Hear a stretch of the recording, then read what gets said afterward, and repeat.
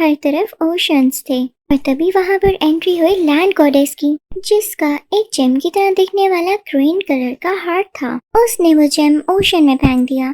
अब इसके देखते ही ओशंस की कुछ जगह लैंड्स ने भी ले ली। वहां पर ट्रीज, प्लांट्स और नेचर भरती गई। दुनिया की हर चीज उस ग्रीन हार्ट को पाना चाहती थी, जिसके लिए वो ओशन में भी जाते थे और पता नहीं क्या क्या ट्राइज करते थे, लेकिन वो किसी के हाथ नहीं लगी। तभी हमें एक बहुत बड़ा क्रिएचर दिखाया गया जिसका नाम था मुआवी। वो इंसान के जैसे दिख रहा था लेकिन काफी स्ट्रॉन्ग, और वो विंड का डेमीगॉड था।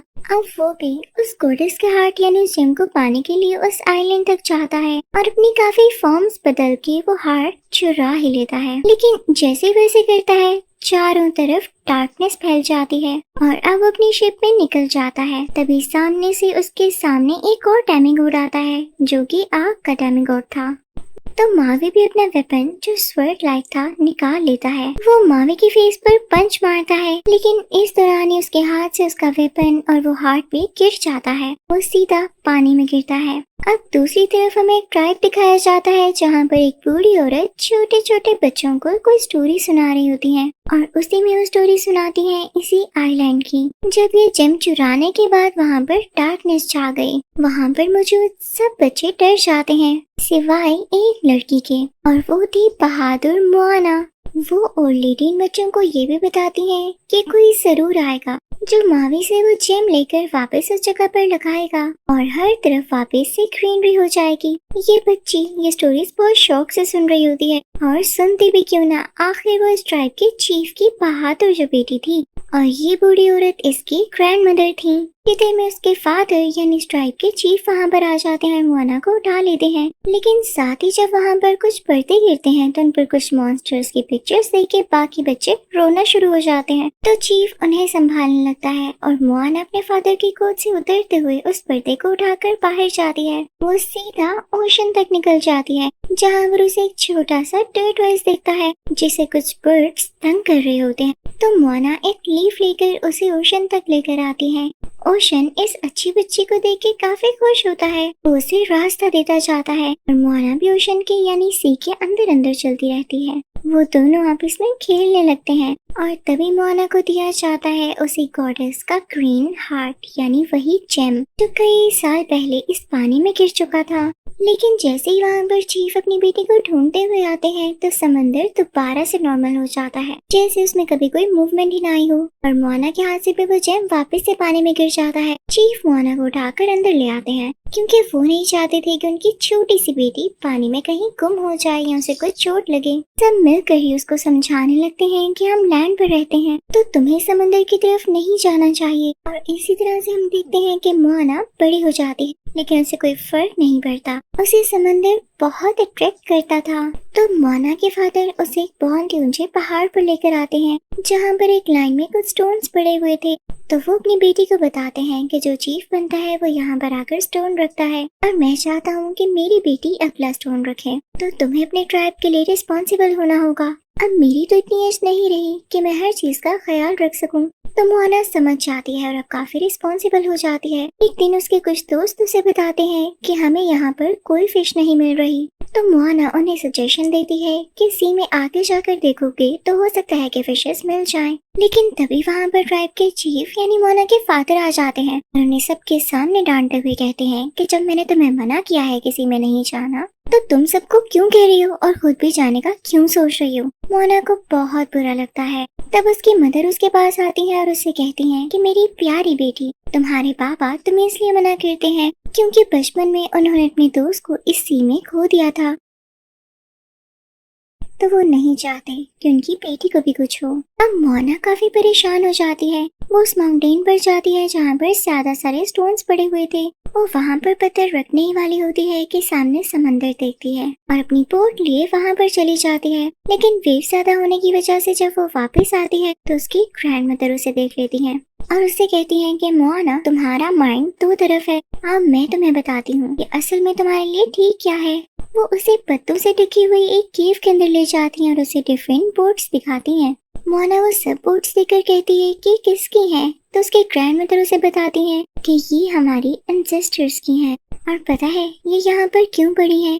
क्योंकि कई साल पहले जब मावी ने उस गॉडेस का दिल चुराया था तो हर तरफ अंधेरा हो गया और ओशन में भी गुस्सा आ गया, जिससे वो हमारी बोट्स को डिस्ट्रॉय करने लगा और तभी से हमने सी में बोट्स ले जाना बंद कर दी। वरना हमेशा ऐसे होता था कि जब भी हमारे ट्राइब में कोई चीफ बनता तो उसे पूरे ओशन की सैर करवाई जाती। तो मोना कहती है, दादी जान तभी मेरे में ये बात मेरे एंसेस्टर से ही तो आई है। अगर हर चीफ को ओशन की सैर करवाई जाती थी तो मुझे क्यों नहीं? तो उसकी दादी जान उससे कहती हैं, हाँ मैं जानती हूँ मोना। वो उसे उस गॉडेस का हार्ट देती हैं और कहती हैं कि मैं ये भी जानती हूँ कि ओशन ने तुम्हें ये हार्ट दिया था जब तुम छोटी बच्ची थी, लेकिन तब तुम्हें इतनी सेंस और पावर नहीं थी कि तुम ओशन के आगे तक जा सकती। अब ये स्टोन मैं तुम्हें खुद दे रही हूँ कि ओशन तुम्हें चुन चुका है उस एविल मावी से लड़ने के लिए, और साथ ही उसे आसमान पर कुछ स्टार्स दिखाती हैं जो कि एक मैप की तरह गाइड करेंगे।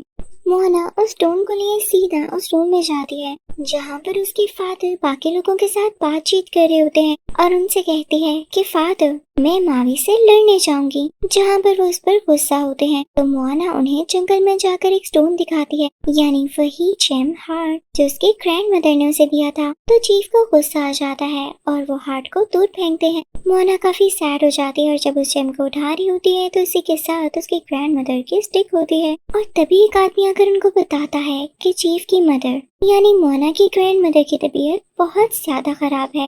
वो दोनों उनके पास जाते हैं तो मोना की दादी जान उसके कान में कहती हैं, मोना तुम्हें मावी से लड़ने जाना होगा और ताकि तुम्हारा स्टोन कोई न देख सके तुम मेरा लॉकेट रख लो। अब मोना वो लॉकेट पहनते हुए और उसमें वो जेम हार्ट रखकर सीधा ओशन की तरफ निकल जाती है। वो अपनी शिप तैयार करती है और उसमें कुछ सामान भी रखती है। ये सब मोना की मदर को भी पता था और वो उसे सपोर्ट करती है। अब मोना जब अपनी शिप लेकर ओशन में जा रही होती है तो ओशन खुद उसके लिए रास्ता बनाता जाता है और ग्लो करने लगता है ताकि मोना ठीक से देख सके। मोना देखती है कि उसका चिकन भी उसी शिप में है और अब वो एक साथ सफर करने लगते हैं। थोड़ा आगे जाकर समंदर की वेव्स काफी ज्यादा हो जाती हैं और उनकी शिप उलट जाती है। मोना से वो ठीक नहीं हो रही होती लेकिन वो फिर भी नहीं घबराती और ओशन से कहती है कि मेरी मदद करो, लेकिन ऐसा नहीं हो पाता और वो बेहोश हो जाती है। लेकिन जब अगली सुबह उसकी आंख खुलती है तो उसका चिकन और वो खुद इवन उनकी शिप भी समंदर के किनारे पर होती है जहाँ पर उसे कुछ रॉक्स पर ड्राइंग्स बनी हुई दिखाई देती हैं,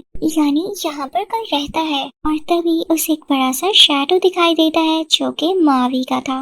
मावी गाना गाते हुए मोना को अपने साथ एक केव में ले जाता है, उसे बंद कर देता है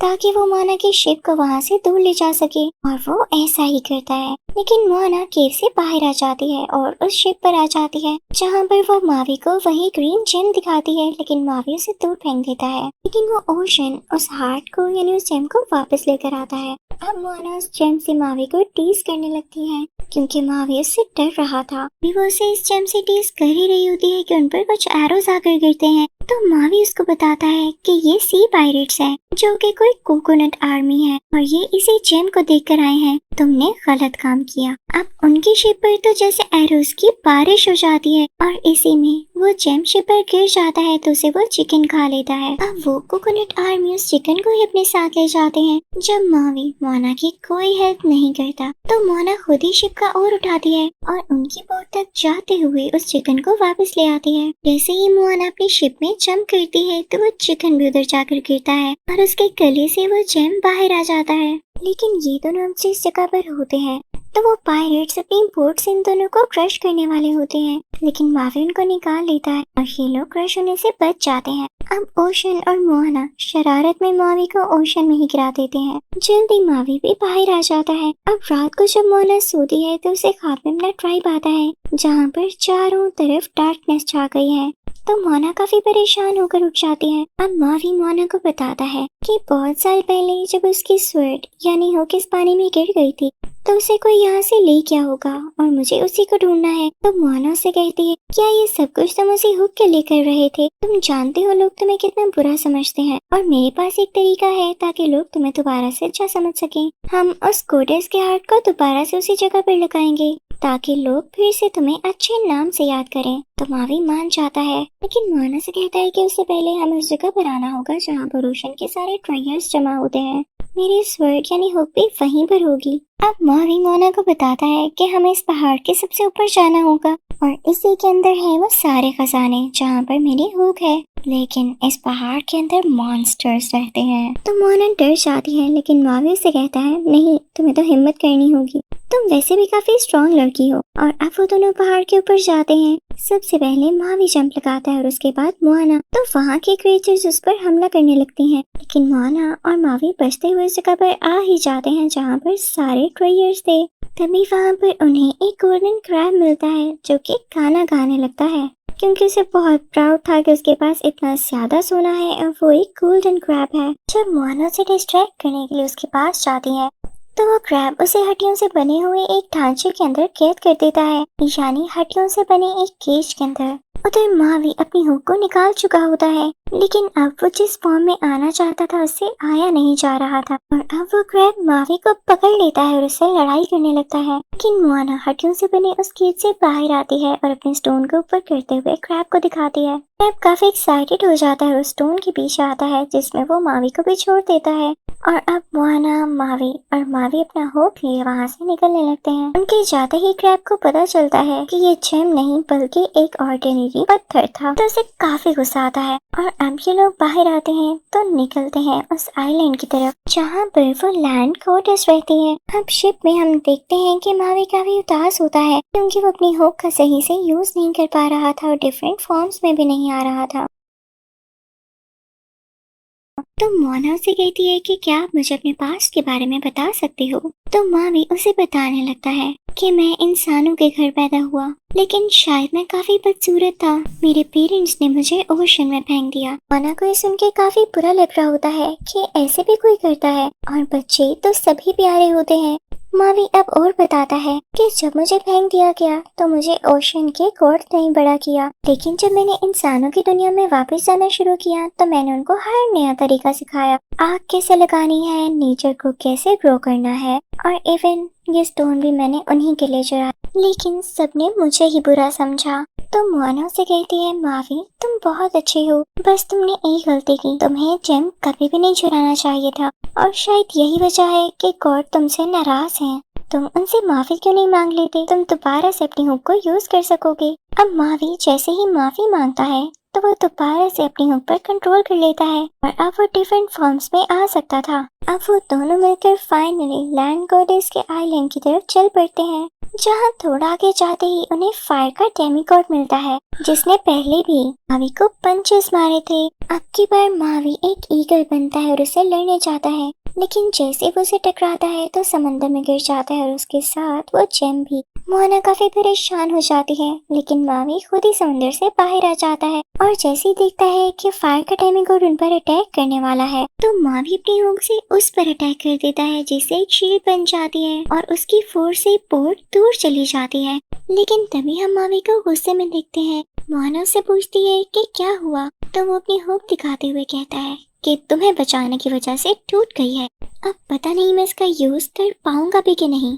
वो वहाँ से ईगल बनते हुए उड़ जाता है तो मोना अकेली रह जाती है और अब वो जेम ओशन को देते हुए कहती है कि आई एम सॉरी, जो आपने मुझे करने के लिए समझा मैं उस काबिल निकली ही नहीं। वो ओशन से कहती है कि आप ये स्टोन किसी और को दे देना। अब ओशन वो स्टोन लिए नीचे हो जाता है, तो तभी वहाँ पर मोना के ग्रैंड मदर की सोल आती है, यानी यहाँ हमें ये भी पता चलता है कि उसकी ग्रैंड मदर मर चुकी हैं। वो मोना को करिश देती है और उससे कहती हैं कि कुछ भी इम्पॉसिबल नहीं है, और अगर रोशन ने तुम्हें चूज किया है तो इसका यही मतलब है कि तुम में इतनी पावर है, तुम्हें ही जाना होगा उस आइलैंड पर। अब मोना ओशन में जाती है और उस स्टोन को उठा कर लाती है और अब सोचती है कि जो फायर का डेमीगॉड है वो समंदर में तो आ नहीं सकता, तो मुझे समंदर को अपनी स्ट्रेंथ बनाना होगा। अब मोना जब आगे बढ़ रही होती है तो उसके सामने फायर का वही डेमीगॉड आता है। मोना अपनी बोट को सीधी तरह से ले जाती है ताकि उस फायर के डेमीगॉड से सामना ही न कर सके, लेकिन उस आइलैंड तक जाते हुए वो बोट उल्टी हो जाती है।